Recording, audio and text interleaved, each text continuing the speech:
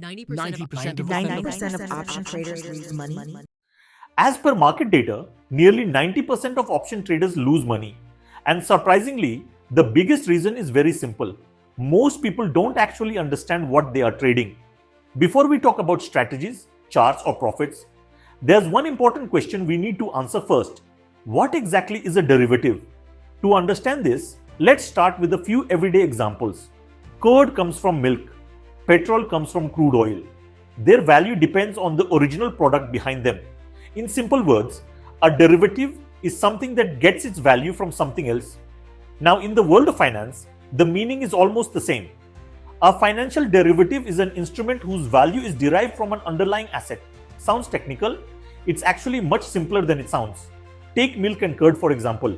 If milk prices rise, curd prices usually rise as well.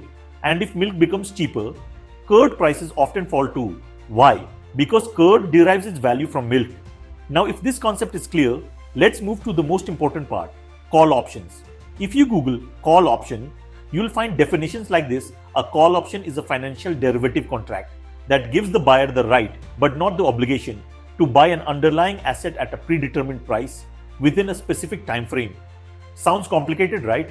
Too many heavy words, too much confusion. So instead of memorizing definitions, let's break it down with a simple real-life example, the way it actually works in the market.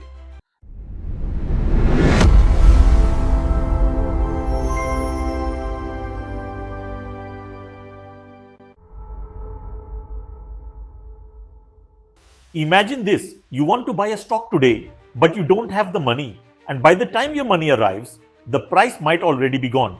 So the question is, can you lock today's price for the future? Well, that's exactly where options come into play. Let's further break down option with a real example. Today is 10th April 2026 and HDFC Bank is trading around 810 rupees to 815 rupees. Now there's a buyer. He wants to invest in this stock, but there's a problem.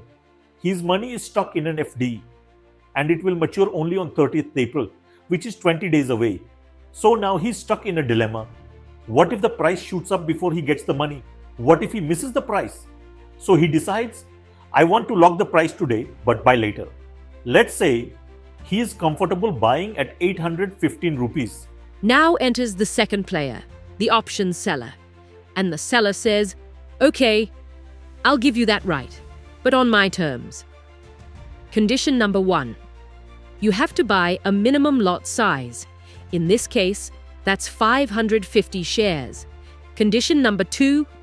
The deal will happen only on last Thursday of the month. In our case, it's 30th April. We will call it expiry date. Condition number 3. You can choose your price. 790 rupees, 800, 820 or 850 rupees. Anything. We will call it strike price or betting price. But here's the interesting part. The seller is giving you a future deal based on today's agreement, and that's risky for him. Because imagine this, if HDFC Bank jumps to 860 rupees, but he has promised to sell at 815 rupees, it means he makes a loss. So for taking this risk, the seller charges something called a premium, let's say 10 rupees per share. So today, 10th April, you pay 10 rupees as premium, and in return, you get the right to buy 550 shares at 850 rupees on 30th April. And that is the real meaning of a call option. You are not buying the stock today. You are buying the right to buy the stock in the future at a price you decide today. Now we understand what a call option is, but the real question is, when do you actually make money and when do you lose it?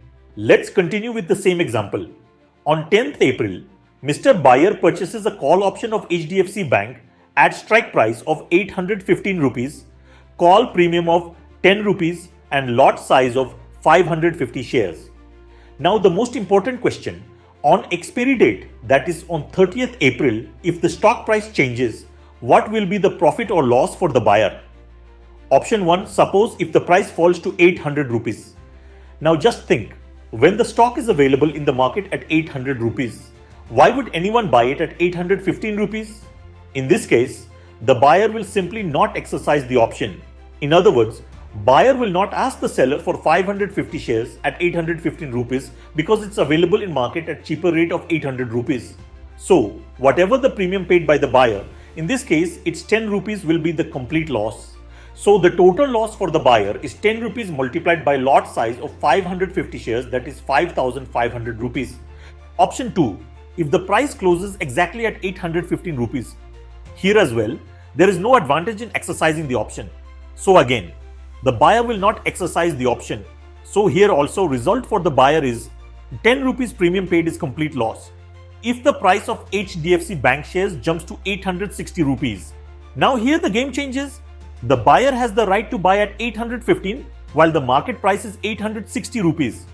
So the buyer will exercise the option and ask the seller, give me 550 shares at 815 rupees and then sell those shares in the market at 860 rupees. So let's calculate the total profit for the buyer. Step 1. Profit from sale of HDFC Bank shares, that is 860 rupees minus 815 rupees equals 45 rupees per share. Step 2. Less premium paid of 10 rupees per share, so net profit is 35 rupees per share. For 550 shares, total profit for the buyer is 35 rupees multiplied by 550 shares equals 19,250 rupees. So what we learned from buying a call option, here's the powerful takeaway. Your loss is limited only to the premium paid. That's why a call option is not just a trade, it's a calculated opportunity with limited risk and unlimited potential. But your profit can grow as the price rises. In this case, the loss is limited to premium paid of 10 rupees multiplied by 550 shares equals 5,500 rupees. However, the profit is unlimited, that is, sale price minus purchase price, which is always the strike price. Here it's 815 rupees, less premium paid of 10 rupees multiplied by 550 shares.